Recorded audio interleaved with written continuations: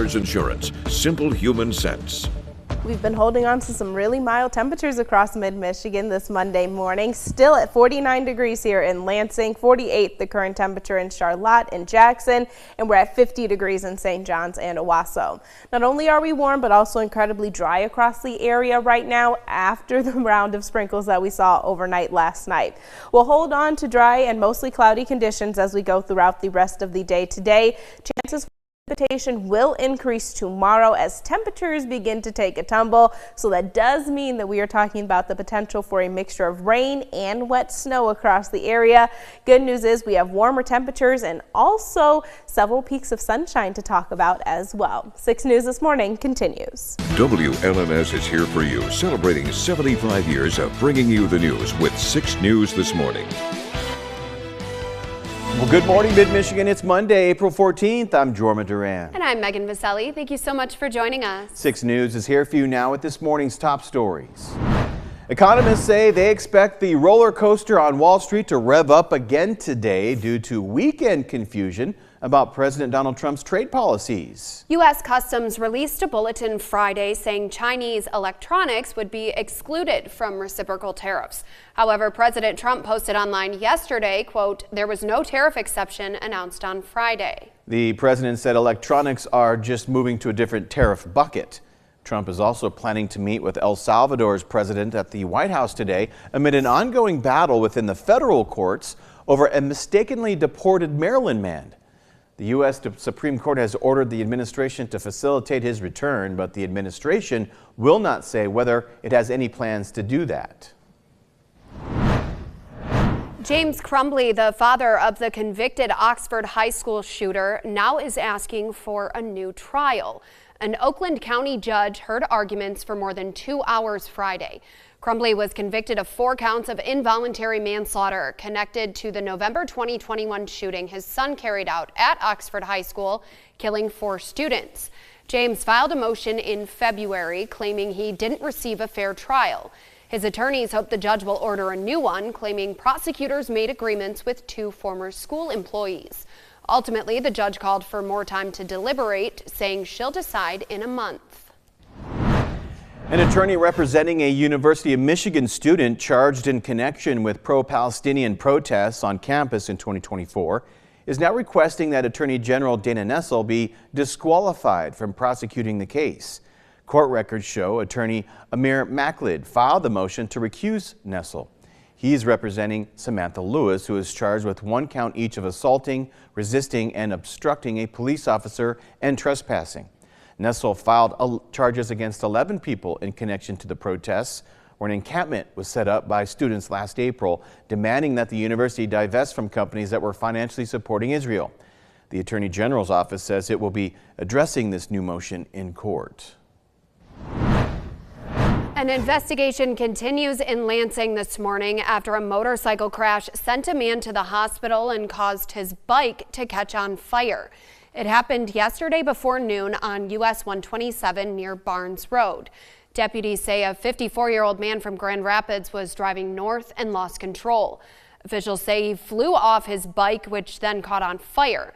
They say the man was wearing a helmet. He was taken to the hospital with serious injuries, but is said to be stable. If you have any information about the crash, call the sergeant at the number on your screen. Michigan is now getting some out-of-state support from the Indiana Department of Transportation due to that nasty ice storm from 2 weeks ago that is still causing problems in northern lower Michigan. Michigan State Police tell 6 News the support was secured via the Emergency Management Assistance Compact and that this is the first time the state has requested this type of help. All this week, 4 debris removal teams from Indiana will be helping out with ice storm recovery. MSP says each team consists of 9 people and will assist in clearing downed trees and other debris from critical roadways. They are expected to stay through the end of the week. Later this morning, CBS News' own Gayle King will take one giant leap to the edge of space, part of an historic all-women crew. The group will be the 11th crewed Blue Origin flight in the rocket called the New Shepard, all part of the company founded by billionaire Jeff Bezos. And his fiancée, journalist Lauren Sanchez, also will be on the flight, along with singer Katy Perry, as she becomes the first pop star to go to space. Karen Hua is here for you now with a preview of the flight. Here's something I never thought I'd see. Me in an astronaut suit. CBS News' Gayle King is prepped and ready to launch for today's historic Blue Origin flight to the edge of space, along with 5 other women. I feel well prepared for this moment after the training we've had for the last couple of days, but it still hasn't eased the fear that I have. The group was put together by Lauren Sanchez, journalist and partner of Blue Origin's billionaire founder, Jeff Bezos. She says Bezos asked her to go up after he rode along for Blue Origin's first manned flight back in July 2021. I said, could I take all women up? And he goes, that's a great idea. Put it together. The flight is expected to last about 11 minutes and travel more than 60 miles above Earth.